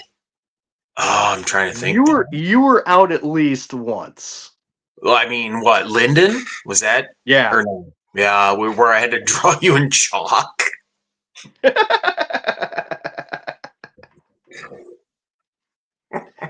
I mean, Beagles, Uncle Leo's, whatever else is still there. I don't even know. Oh, there you go. We'll have a bonus Mount Rushmore of Linden bars. Oh, God. There ain't 4 to go around. Is there? Buddy. There's definitely 4 to go around. Fuck, I don't even know. Does the porn shop count as a bar? No. Fuck. Whew. That's gonna be brutal. Wait, what is it? Beagles? Although did that burn down? Or what? Yeah, that got exploded. Yeah, okay, so Uncle Leo's, and what's the other motherfucker down across the street from Uncle Leo's, right? Yeah, there's Norm's, there's shit. There are a lot packed onto that block. I think we can come up with a solid Mount Rushmore based on that. Is Wanderley still going or no?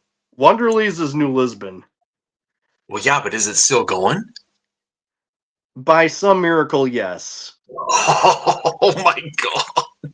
Someone actually asked me to drive them out there last weekend, and I said no. I was already at a bar close to my house. I was not turning around and going the other way. No, not for that.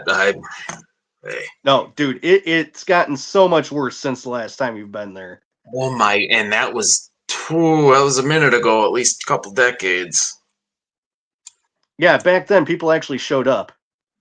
And we never went there because all it was fights all the time, but we went there one time. Riley's, I don't know if I even knew you then, but it was somebody's birthday party, which I would have had to know you by then. But yeah, it was somebody's birthday party, and it was at Wanderley's, and we're like, can we go anywhere else? Yeah, but it was a little rough. Yeah, we made it.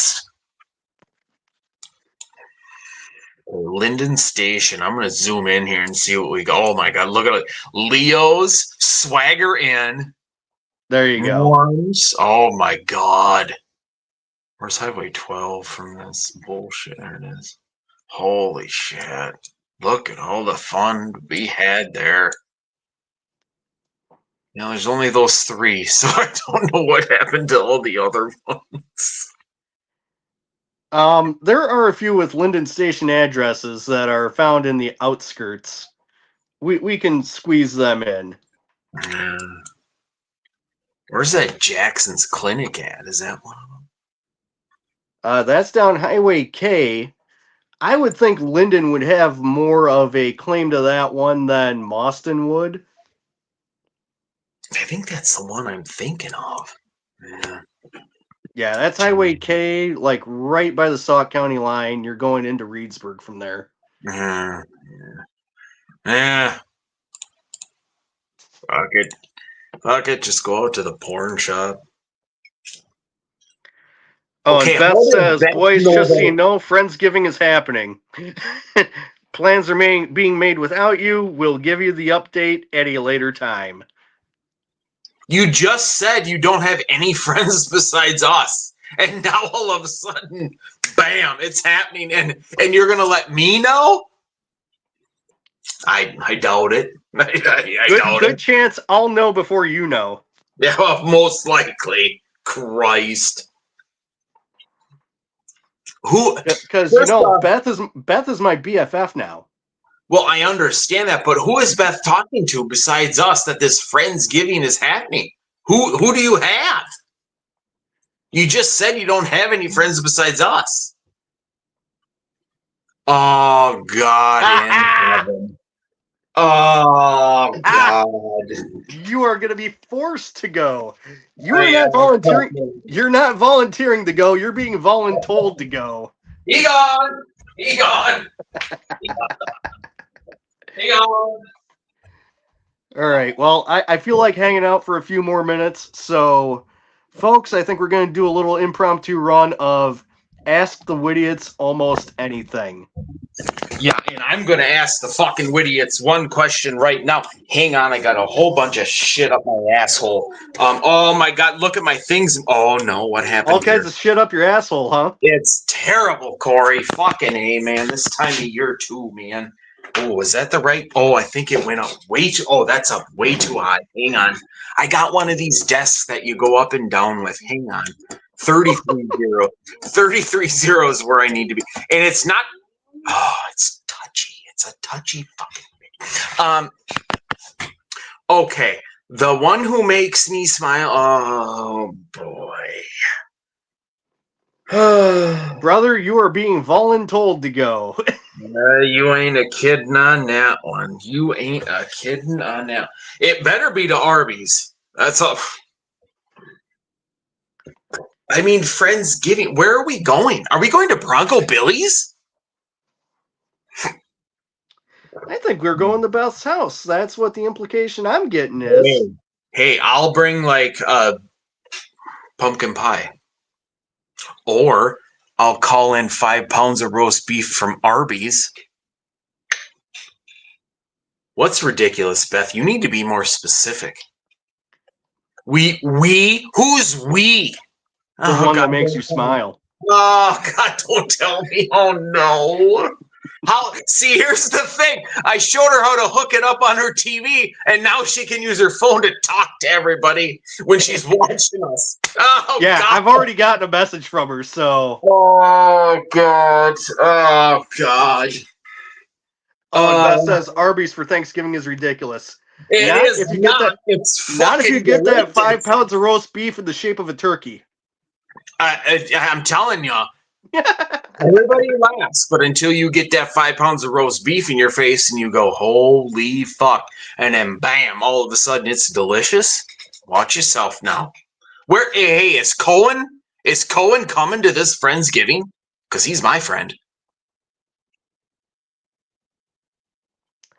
I'm really, really, really holding back the temptation to It can be arranged. Cohen is in. He's my homeboy. Yes. I'm really holding back the temptation to make the obvious joke about 5 pounds of Arby's in your face. Dude, I'll take 5 pounds of Arby's in my face any day of the week. I mean, just blah, blah, blah, blah. Yes, Corey. Yes. Oh, man. I cannot believe people are paying. People are watching us to talk about this stuff. Psychopaths. My uncle. And this is the results of us trying to force him to socialize. Well, that is. I mean, during gun season. Okay, take it easy now. You got. Let me do the math. 358. Well, wait, 9. 300. Let's just say 356 days of the year to make me socialize, and y'all pick fucking 9 I want to be left alone at. You forced us to be fair. I didn't do shit, Beth. But now this uncle is probably your favorite uncle who brings roast beef to the holidays. Obviously, he would be my favorite uncle. And if he's not, then I need to be invited to that holiday party so I can eat roast beef. Man.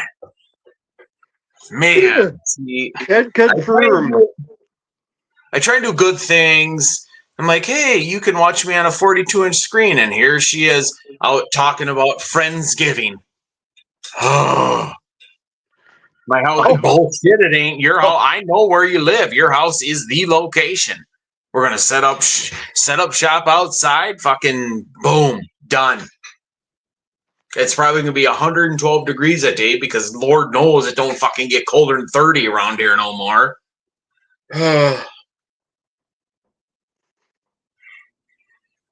Well, where is the location though? Someone else may have offered. Offered what? Who? What are we offering? Who's someone else? I don't know what we're offering. We need roast beef. We need Arby's sauce. Okay, with that 5 pounds of roast beef, we gotta have Arby's sauce.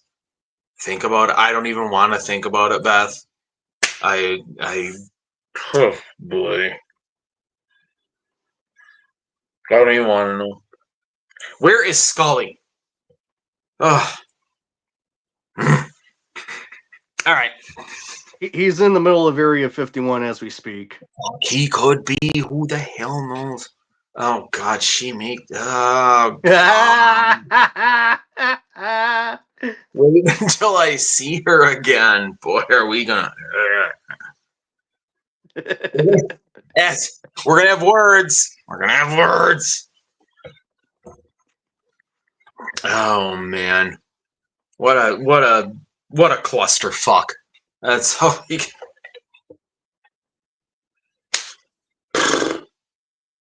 I guess we might as well sign off, Corey, because Beth just says we're digging ourselves a hole. Jesus Christ. I mean, I'm not digging any holes. Fuck, I am. I gotta go hunting, and here I am out gallivanting, being the socialite that I am. Ow,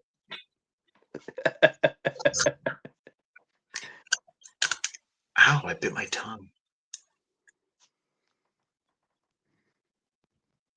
Well, I mean, Beth, you got to save the world, though. Okay, you can't stay logged on, logged off. You gotta go save the world.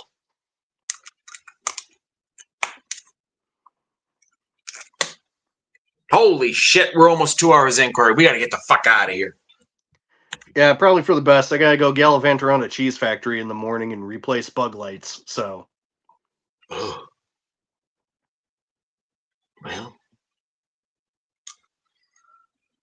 that's all I know. We'll get it back next weekend. I'm sure I'll have to. I mean, I'm busy, folks. Right now, I'm making love to a tree stand, which I am okay with. But yeah, we'll figure it out next week. Deuces, Chris. Deuces, everybody who stayed on here. Whatever. I apparently, folks, we're gonna have big news on Friendsgiving. Oh God. But I'm sure I'll hear all about it from everyone else. Ugh. Definitely. Well, on that note, I'm gonna let it go from there. We'll be back next Friday with more fun. Probably gonna try to force Kevin to socialize even more because that's fun for me.